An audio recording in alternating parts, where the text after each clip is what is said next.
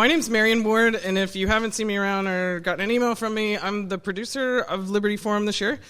And thank you. I am so excited to be back in Nashua. This, to me, is Liberty Forum home because this is where I came to New Hampshire for the first time in 2010 and fell in love and moved here 3 times. I'm so excited about it. So, third time's a charm, hopefully. But what I want to do today is, we as women sometimes are really bad at highlighting our accomplishments. So I have kind of a twofold purpose to this. One, I'm going to let some amazing women brag on themselves, so you better be prepared to say nice things about yourself. And then talk about being a woman in the movement and how maybe we can message to women outside the movement. Because sometimes, so the elephant in the room with being a woman in Liberty is oftentimes, when I first came in fact, this conference is amazing because I think we have basically half and half speakers.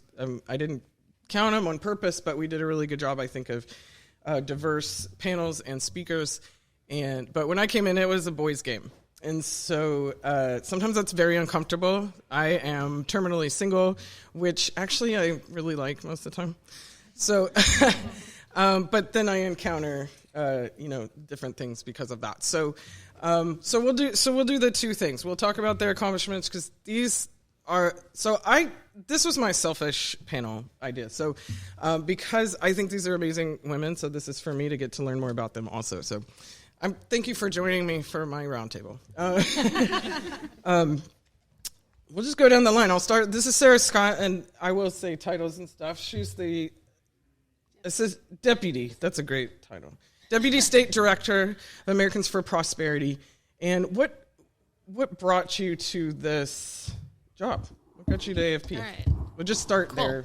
Jumping off so I'll just start off by saying that I am originally from New Hampshire. So I identify as a Free Stater, but I did not move here from somewhere else. So I've always been really interested in libertarian politics, and from a young age wanted to get involved. Had no idea what that looked like. Throughout high school, I kind of followed things, tried to get involved in campaigns, but I still didn't really know where that was going to ever lead, like how to get involved.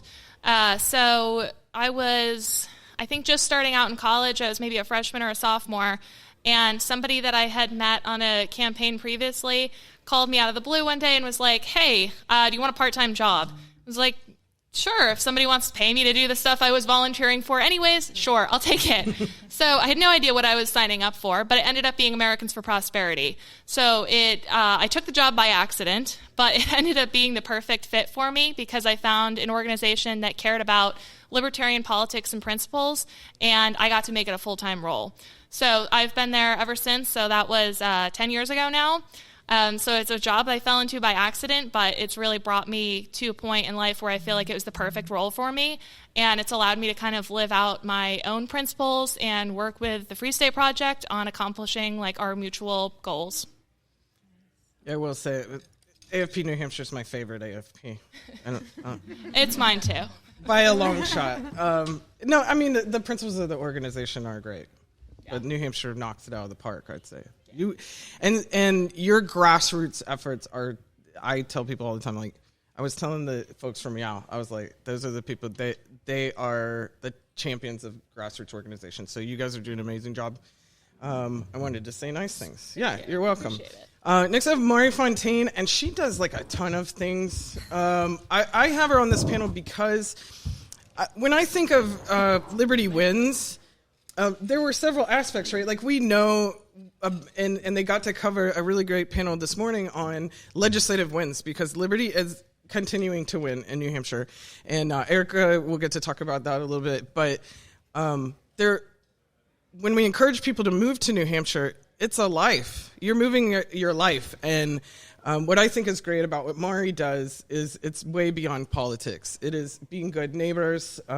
We Heart West, for sure, and I know you do other community efforts. So will you tell us a little bit about great stuff that's happening for you? Yeah, I completely agree. That's definitely like where I get my passion is, you know, there's so many cool things for activism that's available in this group, like things you can make a difference in the legislature, but for me, my passion in activism is community building, because if you don't have a resilient community, you can't succeed. And so people need to feel like their cup's being filled in their everyday interactions. They need to feel like, sure, they can go to this protest, but, someone says something mean to them, it's, no sweat, because they know that they have friends they're going to see at a potluck later that are going to give them that support in that other way. So the things I've been focusing on, like a lot of community building activities. I've done chili cook-offs for the community. I organized the Libertarians versus Republican hockey game. I just wanted to see something fun. I mean, just good old, just focus on your tribe, but in a healthy way, friendly rivalry, just that outlet for that energy. And then I do a lot with We Heart West. I'm the board president, and that is a volunteer group focused on West Manchester, just doing things like trash cleanups and educational events, just a volunteer organization so that we can really say, hey, who's going to help out someone in need, or who's going to make sure that our streets are clean? We are, and we're doing it, and we are taking charge of our own community. So those are the things that I'm really excited about. I love that. I love it because, we rail against the government being involved in our lives, but then if we don't clean up our own, sweep our own sidewalk, what are we... It's like, what is it all for? And I think being involved in building those relationships is the why, right? Like, why do we care about liberty? Because we want to live a better life. And so, but I don't want to wait for it. So I love bringing in those aspects. So this is Carolann McVeigh Fenton. That's such a great name, so I just like to say all of it. She is COO of Chainstone Labs, which is a blockchain company, and I don't fully understand all the stuff that goes on there.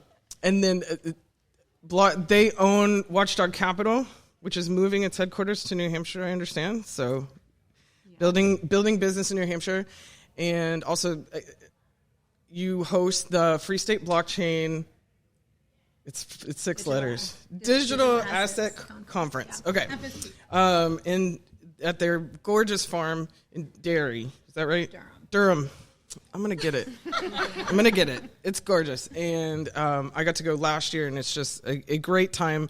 It's more fun than you would think, it's a blockchain conference, but it is another conference where we can connect on ideas with people doing great work. So do consider going to a conference in the fall. Carolann, will you talk about some things that you're really proud of that you've been able to do? Sure. Okay. My family and I signed the Free State Pledge in, I think it was 2012, at the request of our dear friend Carla. And we would come with the children, and we'd summer in New Hampshire. We loved it. And I love this story because anyone that says they can't move to New Hampshire, I'm just going to give you some motivation for it, because we lived in Massachusetts. And we could not run out of Massachusetts fast enough. And we were born and raised there, but we knew it just wasn't our place, and we knew New Hampshire was. So we were here for the summer to vacation. We went home, and then my husband traveled to the Middle East, so he was gone. And the kids were just starting school. It was the end of August. And I said, this doesn't feel right. I don't want to come back to Massachusetts. I want to stay in New Hampshire. And I called my husband and I said, we need to move to New Hampshire, and we need to do it now. So I asked the kids, and I'm like, what do you think? We just started school. It's a week in, but let's just move to New Hampshire and you can just finish it up there. They were half homeschooled, half in school. So they're like, okay. And my husband's like, yeah, okay. If you can get the motivation, you can do it. Well, in 6 weeks, we were living in New Hampshire. And that was it. And I have zero regrets, and I love that we could do it so quickly, and we were very fortunate. So I told my husband, when you get off the plane, go north, don't go south, and he did, and it was great. So, but that's our story for coming to New Hampshire.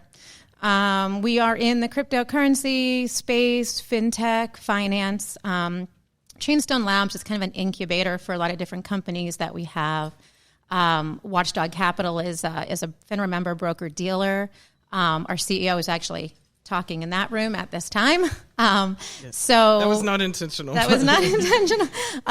But it's been a lot of work being again subjected to government regulations, oversight. It's a challenge, but it's a challenge that we're really willing to take on. Coming from traditional finance, we knew once we were in crypto, we needed to really focus on bridging that gap. So that's been our main focus. We do an exclusive event for the cryptocurrency industry called the Satoshi Roundtable, now in its 11th year. It's invitation only, very exclusive, and we get to talk to a lot of the leaders within the industry that we've known for a long time. And we get to be a part of the change, and that's the whole point, is being a part of the change that you want to see. And that's what I love about the Liberty Movement. I've worked on political campaigns for most of my adult life, and nothing gets me more excited than a really cool libertarian candidate, or, just being a part of this movement and supporting people that are willing to get into local politics, local government, local committees, and just doing that grassroots that all of us are trying to do and make a difference here. So that's some cool stuff. All right, so this is Representative Erica Layon. How many terms are your third, sixth? This is my 12th term. Second term. You just seems like you've been there. It's because I don't go home enough. Fair. I was really impressed. She actually spoke at an AFP event. They throw great parties, by the way. If you haven't been to an AFP event, you should just go. Just sign up and go. They do an excellent job. But she was speaking on healthcare issues at that one, and I was just really impressed. I mean, it is a volunteer legislature. And so there's a lot of people that kind of phone it in. And you definitely do not phone it in. And you have several issues that you work on, including cannabis, which you spoke on today. So would you highlight some of the things you're proudest of in your time as a legislator? Sure, I can do that. I guess I'll let you know where I came from so you can understand also why that? I came up. No, that's all right. I grew up in I grew up in Southern California, over the mountains from Malibu. So I had all these people around me that everybody cared about, but they didn't know. So my life goal as a kid was that nobody I didn't know would know my name. So I'm going through life. I'm doing all my stuff. I go to MIT, get an economics degree. I start trading options in San Francisco. You just rolled over to that. Yeah. By the way. Yeah. Can you say that a little more slowly? So I went to MIT. I thought it was going to suck because I thought it was going to be awful, but it'd be worth it at the end. It ended up being a really amazing time. I was in a sorority there. I got to know amazing people, and I realized that, you can do things and still have fun. And my experience in Boston, Cambridge, though, made me kind of flee the area afterwards. Sure. So I was trading options out in San Francisco after that. So I worked for this company called Susquehanna. We had to do 100 hours of supervised poker before they'd let us trade any of their capital. So here I am. I'm on the trading floor. It's great, but it's kind of insulated because we're on New York time. We're done at 1:00. So, half the guys are going to Oakland to go sell their street drugs because that's what they do as their other side job. Everybody else is going and drinking afterwards. And you're going home and the sun's still up because either that or it's the people who are staying up until the next day of work. And it wasn't really sustainable for me. So I'm looking for my next option. And I see this thing. Wow, there's this thing called the Free State Project. That's amazing. Let me look at it. What are they going to pick? Oh, it's New Hampshire. I'm not going there. So I promptly forgot about it. Ended up moving to Boston because I got a job as an equity analyst. I covered medical devices for a long time. So if you look at any of these implantable ones, orthopedics, cardiology, all this stuff, I followed 30 different companies in 60 different industries. And I had to be able to turn it on. So I'm doing all this stuff. I have kids. COVID hits. Oh, shit. The overreaction to this is going to be awful. So I had been involved in politics. I went to PorcFest in 2008. I talked to people. I'd go up and testify on gun bills and homeschool bills, trying to figure out how I'm going to do it with 3 kids that I'm homeschooling, and how am I going to go testify in committee? Well, if I'm going to do it, I might as well do it. Let's make it so that I know what days I'm going to be in Concord because I'm going to run. So I ran for office. And so then I won my election, got in there, and I was on the education committee. And the EFA bill was going through. So I'm working on this, trying to make sure that they get a good bill through. I'm working on it really hard. We have this whole process. It ended up going into the budget. So I'm working hard on that, and I jumped into this other bill because NHLA had endorsed this bill, and somebody in testimony said, but if we don't pass this, how are we going to be able to force somebody to take the vaccine before they go to the nursing home? oh, this is a problem.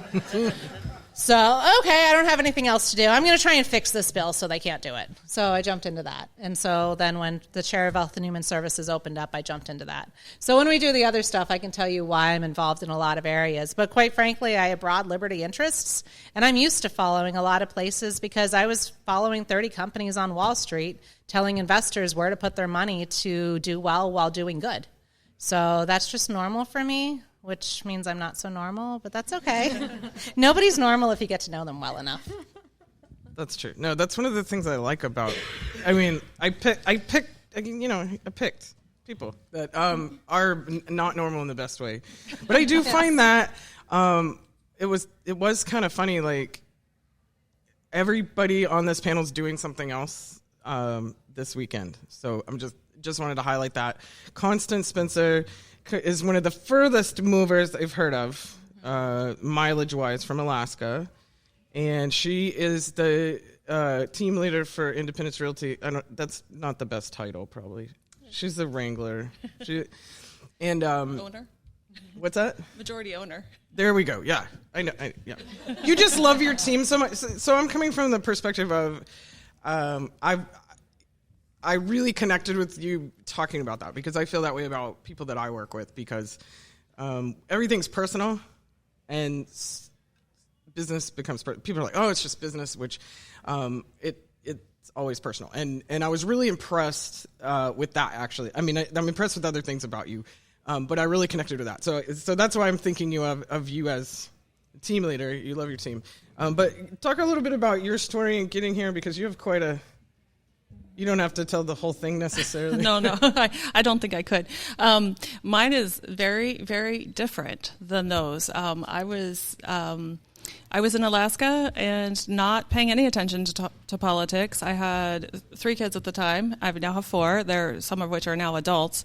And I wasn't paying attention, but I was trying to raise a healthy family. And the long and the short of it is 2008 happened, and Sarah Palin made people start talking about Alaskan women. I'm not from Alaska. I'd moved up there because I don't like where I was from. So I'd already made like a huge move, knowing no one. I moved to Alaska, and I was there 14 years before I moved here. So,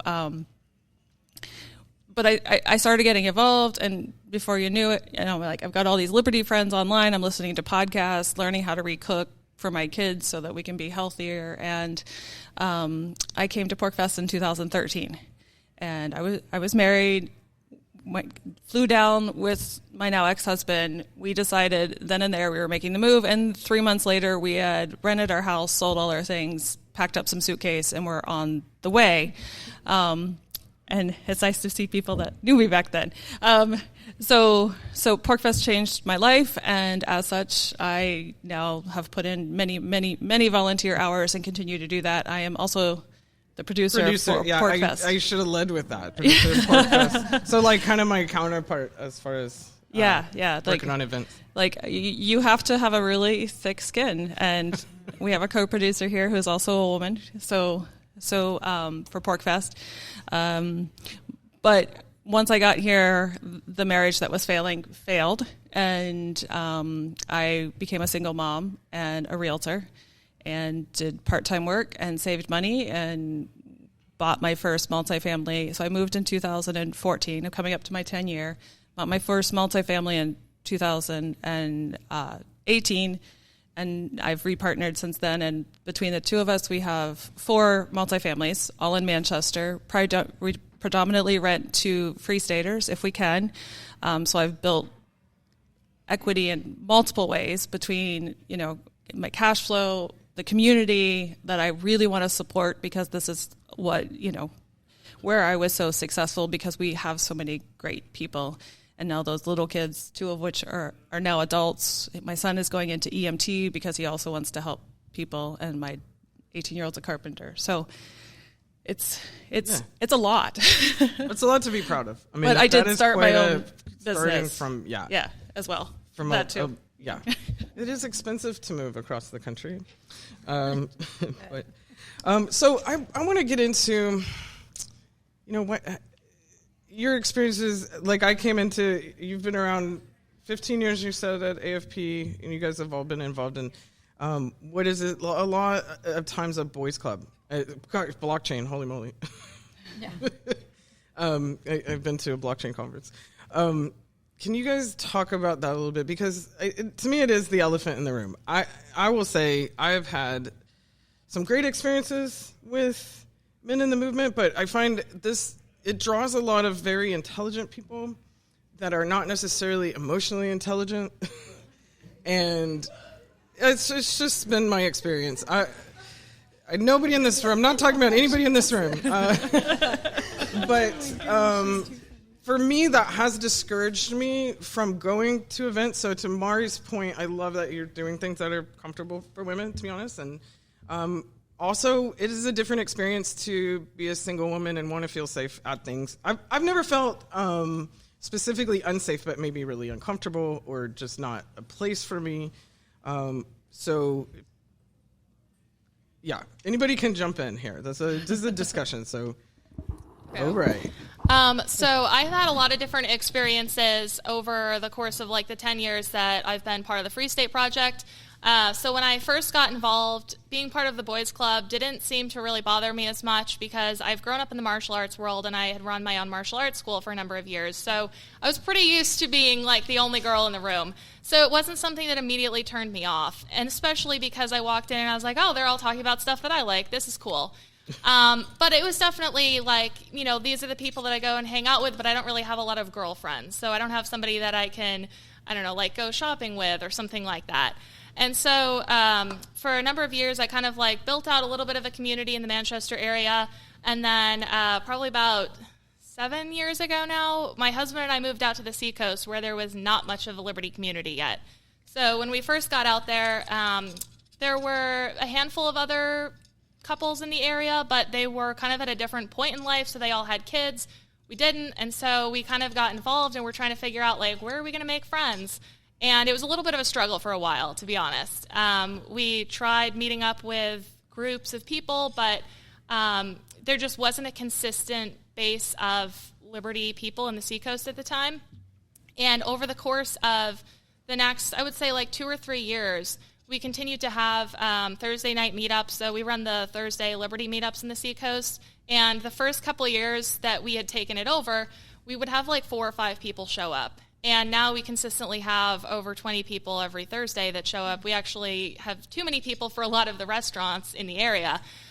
So over the past like 7 or 8 years, the Liberty community in the Seacoast has just grown enormously, and it's really people in all stages of life. We've got young people, we've got some people that are very young, like in their teens, we've got young professionals, young families, we've got people that, their kids just went off to college. We've also got retired people. So there's really, I think, a community for everybody out there. And every day I'm realizing more and more, like, oh, I had no idea that so-and-so lived right down the road from me. Right now, we bought a house 2 years ago, and at the time we thought that we were moving actually away from a lot of other Free Staters. And after we purchased the house, we actually realized that there were a dozen Free Staters in walking distance. So since then, we've had even more. Which has really been an awesome community. So we have like regular things going on in the Seacoast. Like there's a farmer's market down the road. There's enough of us there that we all will just go to the farmer's market. And it's a lot of these kind of spontaneous meetups that have really developed a lot of great friendships with other women in the area. So I think really there's opportunities no matter what it is you're interested in. There are even women that aren't interested in politics or libertarianism or anything like that, but they still have kind of found a community, and we have a really great time out there.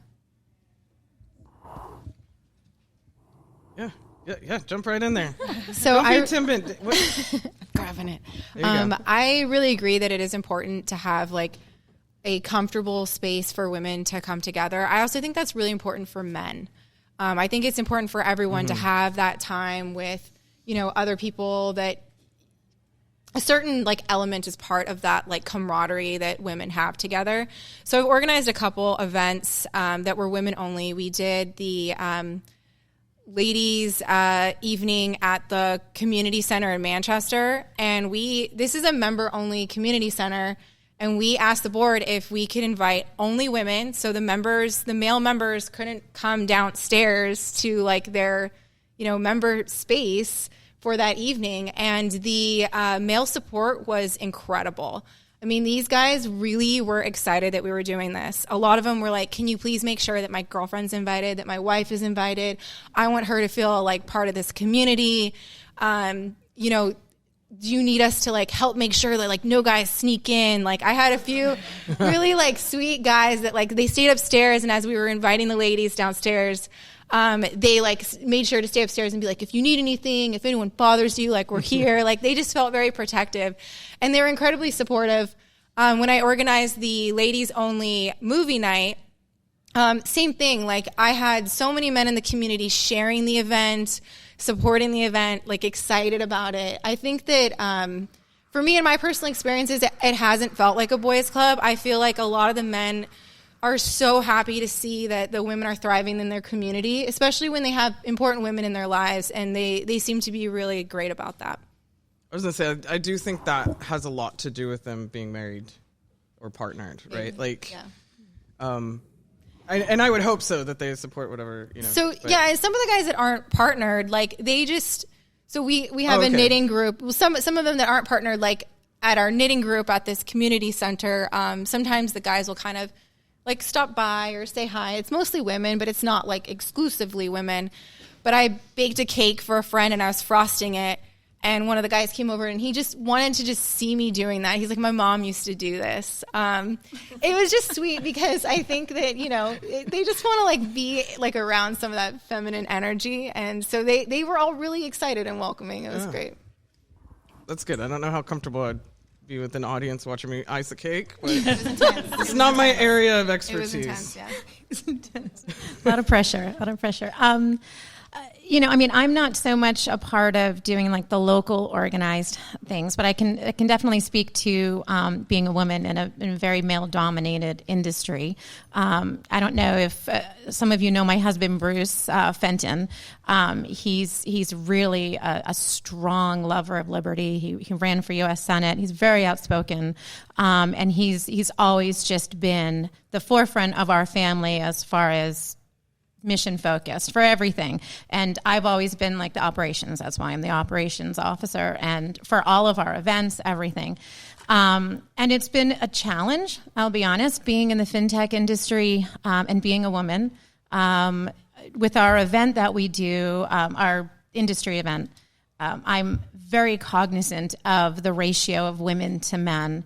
Not so much inviting women just to be present, but finding women now that are making such a wonderful contribution to the industry and making sure they're being noticed for that, because they're working hard and they're building really wonderful things in this space. And I think, like to Marian's point, is that all of the other projects that are going on that are male-driven kind of shadow. You know, they kind of overpower, the women's projects. So I really try hard to make sure that their projects are showcased, their voices are heard, and we're doing a good job of that. You know, and for our event that we host here on the Seacoast in the fall, it's a free event. It's blockchain focused. We have a lot of developers that come. And we fly in speakers that are in the blockchain industry that are women, because it's really nice for people to see that there's women doing amazing things, and they're working on legislation in the industry, and it's great. One of the main things for me for liberty is being on the board of the Free State Project. It's really given me, it's empowered me in the way that I can work within the liberty space and in the liberty movement, but using my own talents. And I think that it's important, like you were saying, like women, female energy, masculine energy. It's like we need to be true to our own selves and utilize the talents that we have innately. You know, so women, I can speak for myself. I'm much better with organization and structure, and I have certain talents that other people don't have, and I have to be true to that energy. So we have to focus on that, and that's how I think we shine as women. Anyway. Yes. So there's a couple things that I had forgotten in my introduction. So the reason I moved back to Boston, then moved to New Hampshire, I was actually following guys, different guys. One that I had been dating. One I had been dating in New York. I'm like, Boston's close enough. You can move here if it's good. That one didn't work. I met my husband, and he lived in Concord, New Hampshire, so I ended up moving up with him. So I've never really thought of myself as a girl. I've just been a person. When I was a kid, I mostly was friends with guys because I didn't like girl drama. It probably benefited me that MIT did like having a good mix. It was actually 40% women when I was there. And we had sororities that were really strong, but they were all really strong women who just were people that happened to be women. Because it was we were the girly sorority, but we were also the no nonsense, like we'll get in the fight with you if we need to sorority. And we were the jock sorority because there were only 5 at MIT. So we kind of had to do everything. And then I traded options. I mean, that's an in-your-face sort of thing, but my company also had a lot of women.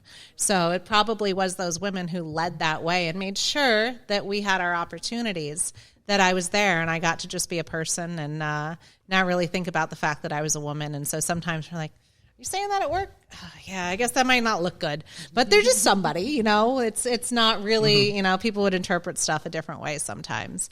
But, you know, so much of that is I've just been hard charging. Like I focus on something I want to do and I do it.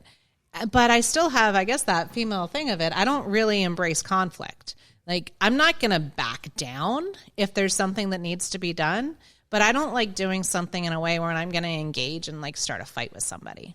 But, you know, that, and I was a skydiver, so that was another thing that was very much just, you know, a more masculine energy of that. So when I went to the Pork Fest the first time, I'm like, it's a boogie for freedom, because Pork Fest is what skydiving things used to be like. But with all of that, I was involved with all this stuff, spending time with everybody. But that was when the Ladies of Liberty Alliance was there, the Lola calendar, all of this. And I ended up feeling really left out of all of the women's things. Even though I didn't really think of myself that way, I felt really left out. I wasn't seeking it out, but I felt left out that I wasn't part of that group. So, you know, seeing women who are like, yeah, I'm one of the guys, it's good to make sure that we're included too. I mean, the only time I really developed a relationship with women interested in liberty was once I joined the legislature, because there's so many liberty people there, and there's so many strong liberty women there that, like, I have a network of women who have my back with the same shared goals. But I didn't have it until the legislature, and it's pretty amazing. I love that you took that angle, because I similarly always sort of found myself with similar interests to the boys. I mean, it just was. I had brothers, and but I think part of my thinking on this, as you're talking, is I think the left thinks they own women's issues, and that is something that all of you can address on this panel in a minute if you want to, because just like the title says, if we women's rights, the women's right, which we should have them, because we all should. I mean, individual liberty extends to everyone. So, I mean, some of that had to happen. Like, things did have to change. Like, now we vote. Like, my great-grandma was grown when women got the right to vote. So there is a little bit of element of that. But I love that we have that many liberty women serving in our legislature and having somebody to... So I don't remember looking up to that many women as a child. And so it is amazing. I have had the privilege of, as an adult woman, to sort of have that admiration for my peer group, which is amazing. And I have found, I make friends all over the place. I mean, it's just a privilege that I have had in life. But as far as women I really admire, most of them are like you guys. I mean, involved in New Hampshire, involved in libertarian politics in some way, or involved in community things like... yeah, Mar, you're braver than I am. I'm still thinking about someone watching me frost a cake right now. But yeah, I didn't mean to Yeah, I would actually like, because my story is, again, very different. I'm almost positive, I'm sure I'm the oldest person on the panel. I just turned 50. I was raised in rural Ohio. I don't admit that often, but I was, as a Jehovah's Witness. So talk about, like, gender roles, real strong. So I was not encouraged to do... I didn't go to college. My parents would have never paid for a girl to go to college. I have 3 sisters. I have no brothers. So the gender roles were very, very strong in my life, and I rejected them, and I did my own thing. I moved to Alaska. My dad was like, I want you to stay. I'm like, I've already done enough research. I'm going. I've taken a job. I'm doing my thing. I was also kicked out of being a Jehovah's Witness because I'm, terrible person that doesn't hurt people or take their stuff. So Sinner. That's called a sinner. I'm a sinner. Yes. I'm in the club. Yeah. So I'd already learned how to be weird, being raised as a Jehovah's Witness, but I'd also really my mom could not have her own checking account. So like we're not generations back for me. So I'm glad that you guys have different experiences, but I was basically like trained, like I was, you should become an accountant so that way if you ever have kids, you can work part-time. Like I was either supposed to be a missionary and have no children, or I was supposed to be a mom. I think I would have been a great engineer. I love math and science, but that was not even on the table for me. So completely different. And I'm glad to hear this experience, but also when women say we still need a space, I 100% agree with that, because there's so many layers in our society that if I go back to Ohio, that attitude has not changed. Like they still look at me like I have 4 heads. So I don't, just in case you guys are counting. But so I want us to continue to have spaces for women and panels like this so that we can talk about varying experiences and we can kind of see where the subtle sexism might be, and we can be like, no, I'm an individual, like, and you're an individual and you're an individual, and that man might not be any more typical man than I'm a typical woman, or whatever that even means. Like, let's get to know people first and then decide whether we like them or not. Nice. I'm sorry. No, I'm preaching. No, I wanted you to. No, I mean, literally, I was not joking when I said I selfishly want to do this panel just to hear from all of you, because I was like, these women do so many things. It's getting us all in the same room is pretty awesome, I gotta say. So, I had a question and then I got into what you were saying. Like I'm listening to the panel. So, but to your point, actually, I also grew up in a much more conservative household. Thankfully, my dad especially never said you can't do something because you're a girl, and he was a pastor. But the other rest of the community, I literally got told that I wasn't allowed to play kickball because that was a boy thing at church. And so I have experienced quite a bit of that, or saw men advance in jobs that I was sometimes equally qualified or more qualified for. And I felt like it was, I mean, there's a bit of so that was my experience. And so I've had it in New Hampshire, not in the Liberty community, but I was doing a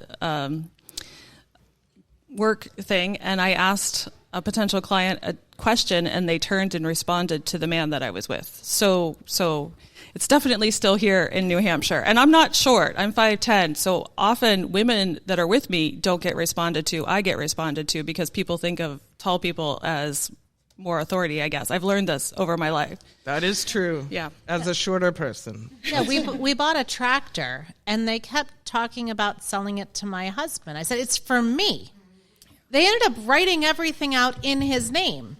Here in New Hampshire, he said, it's not for me, it's for my wife. When I went in and I told them the size of the tractor I wanted, they didn't believe me and thought that I needed a smaller tractor.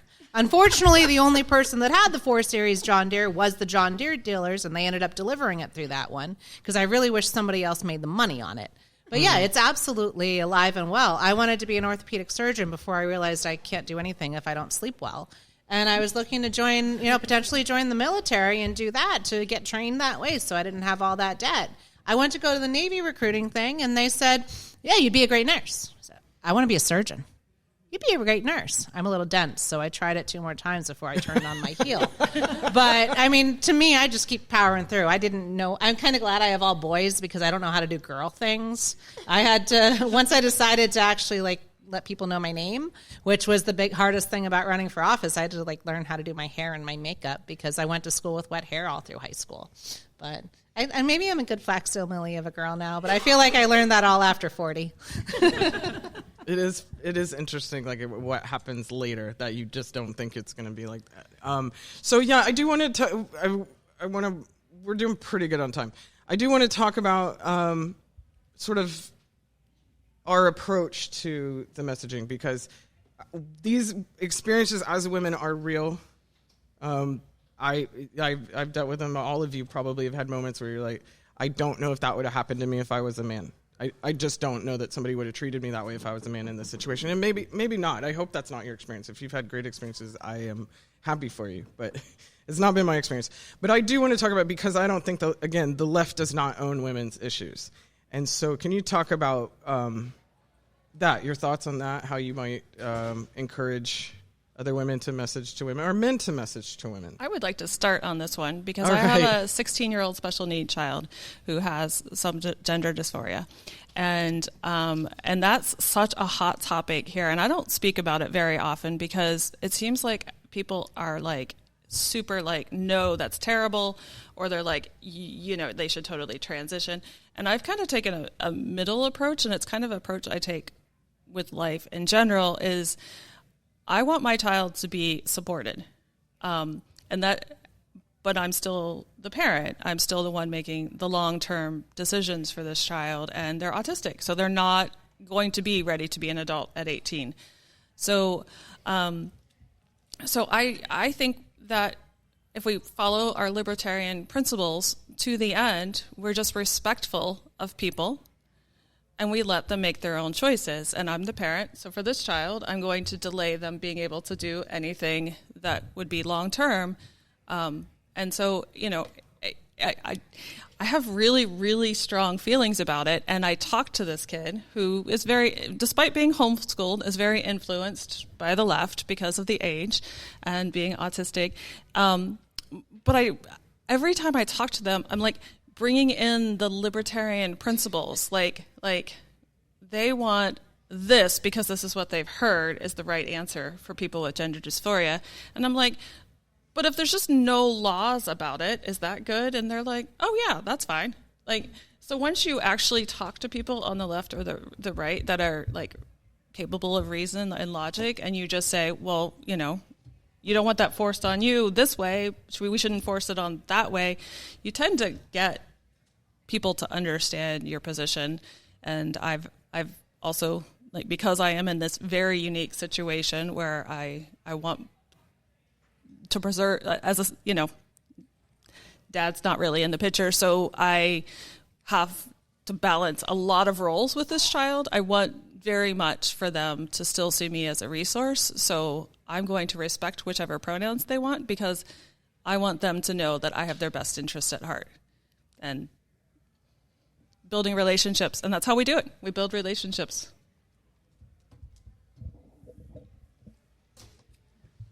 I was going to ask if you found the people on the left, Erica, to be quite logical and when they're making arguments from the well. No, you can talk about whatever you want. There are still some on the left that are logical, and there's some of the ones that we work with on issues. Mm-hmm.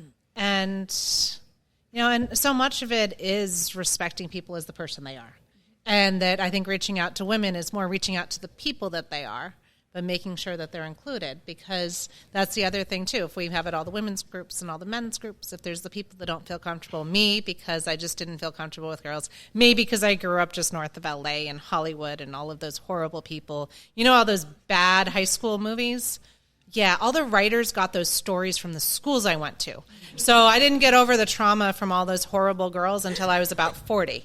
Like, literally, that's why I didn't do it. Because if I tried to look nice in high school, I'd have people throwing stuff at me and doing horrible things. So I just hid from doing any of that. But, yeah, it's respecting people and inviting them in. And that's the biggest part. If we have things that appeal to women and we pull them in and we invite them in, I think that's going to be one of them. I mean, I don't understand women messaging because that's not how I think of myself, really. But just making sure that even people that don't really necessarily look like that's what they want, you want to make sure that you get those invitations to them because you don't know what they're feeling on the inside. And even if I'm like, yeah, I'm one of the guys, I still would like to be invited to that ladies' potluck and do that, even because, I'm kind of afraid of girls because of the ones I grew up with. Like, I really am. I'm still afraid of girls because of the girls I grew up with. They are. They are. They scare me so much. Yeah. And I might be a little scary to Going some off people. of that a little bit, like some of the worst discrimination I've had has been from other women, and even in the liberty community. And I think that's something that we've improved upon a lot over the last 10 years. But that was one of the reasons that I struggled so much moving out to the Seacoast, where I had found a kind of a community in Manchester, but moving out to the Seacoast, I was the one that didn't have kids. And so I was like, oh, cool, I'll still be friends with all these women, but I didn't get invited to things. So it would be like, oh, all of the moms are going to take their kids apple picking, and I wouldn't get invited because I didn't have kids. I still like apple picking. So that was really a struggle for a long time, trying to figure out how to become a part of that group. And I think we've come a long way over the last 7 or 8 years on that, because I don't see that same divide anymore. I don't see the groups where it's like, oh, well, this woman is really young, this one's not young, this one's in a different spot. Like, I see a lot of people all just kind of coming together, and I think we've done a really good job about being inclusive and inviting women, especially the ones that are not necessarily libertarian.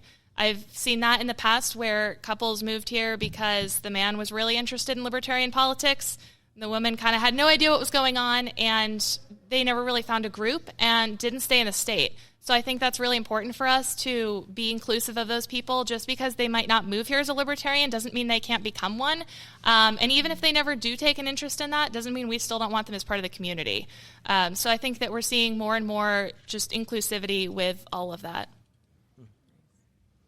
I used to do Park Family Connections when my kids were little, which is a group where I would just put up an event. Like, I'm going to the museum, I'm taking my kids because they were homeschooled at the time. And I would often say it's Park Family Connection is for anybody, even families of one, because I wanted people to know. But most of the time it wasn't the women, it was the men that were interested. They wanted to learn how to be good dads, but they felt creepy if they were coming to a family event.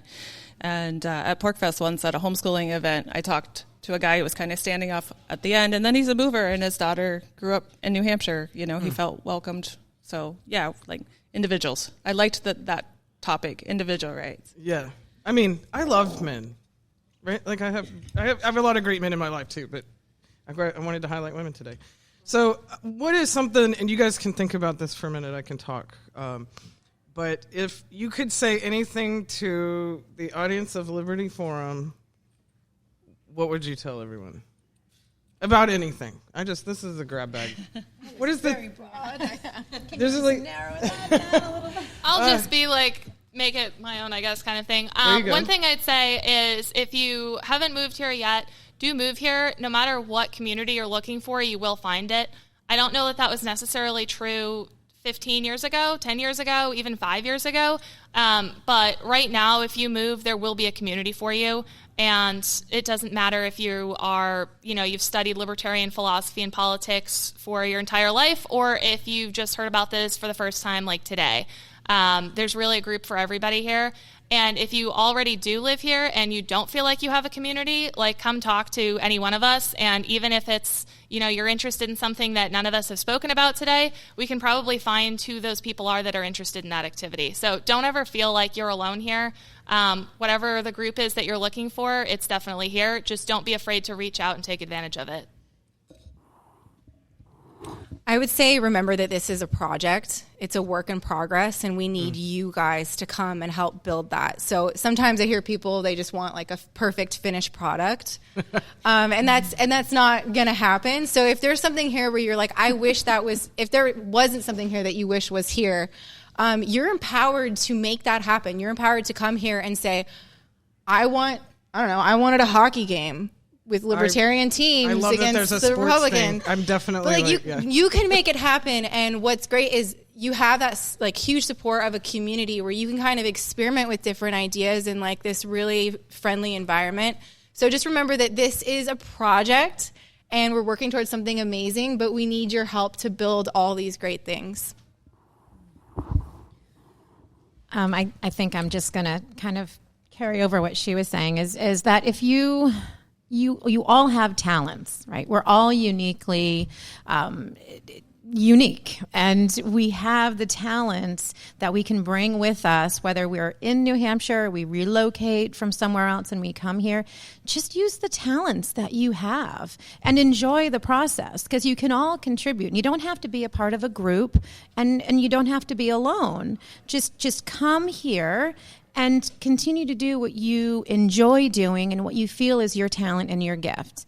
And that will draw other people to you. That will help you build your community on your own. It doesn't have to be on a state level. It doesn't have to be on a national level. It doesn't have to be on any level. It can be what you want to do. How you contribute to the movement is unique to you. So don't be afraid to just, if you're not in New Hampshire, come to New Hampshire and just kind of get your bearings and do what you're good at and contribute that way. If you're good at doing community service and taking care of your neighbors, do that.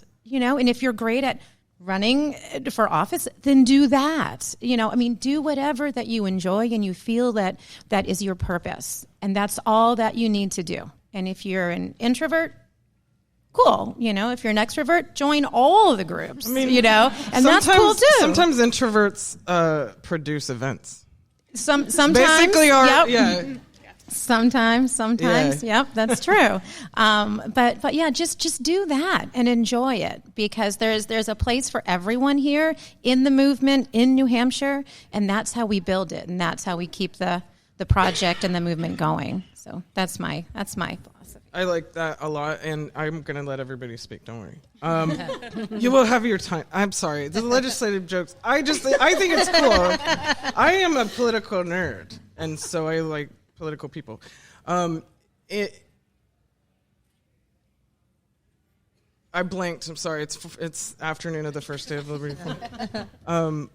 About connecting. Oh my goodness! Just smarter. This is why I got smarter people to help me. I went to the University of Arkansas. So I guess first thing I'll start with is I'm not a Free Stater, and I'll never deserve that title. When I found out about the Free State Project, I'm not going to move for that. Anybody who moves for liberty has better principles than I do, because they're willing to do that and they're willing to put that in. I stumbled into it, and I've stumbled around from different things. I've done lots of different things, but it wasn't until I made that decision that I was going to switch from being, it was COVID. COVID made me. I was a total introvert. I was always very nervous about making the relationships. I never went to any of those because I was afraid that I'd see people and I wouldn't be able to make friends with them. That's really how I always felt. I'm like, if I move over there and I move to New Hampshire, I'm not going to make any friends. I'm not going to know anybody. And that was part of the reason why I was afraid to move. But this is my first Liberty Forum because it was always earnings season, so I was always busy before. But I'm walking around here, and I'm seeing so many friends that I know from this community. And those are friends that I made from my introvert days. So even if you're an introvert and you don't think that, you come to these events and you do these things, and you make your friendships. You see people you haven't seen in years. Bill, it's so good to see you, because I'm just so excited to see Bill Domenico. He still has my husband's phone number in his phone from 12 years ago, 13 years ago, and we're so happy to reconnect. But you don't have to know how you're going to contribute to liberty. You don't have to know what you're going to do. Just continue putting one foot in front of another. And then, maybe just being there and being part of it is what you're supposed to do. But maybe you'll stumble into something and realize the fact that you're really hard-headed and you continue fighting for principles with a smile on your face might be the reason why you're here. Because I'm pushing forward on cannabis and on medical freedom, and I'm pushing forward on these because it's important and it needs to be done. I ran for office because I want my boys to have the world that they should have.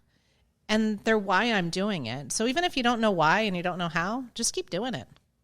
You'll figure it out, and just doing it and having a good time, even though sometimes the times aren't fun. But overall, doing it, that just might be the right purpose, and you're part of the community for liberty. So don't worry about what your role is. Just show up, come here, go to events, make friends, and do it.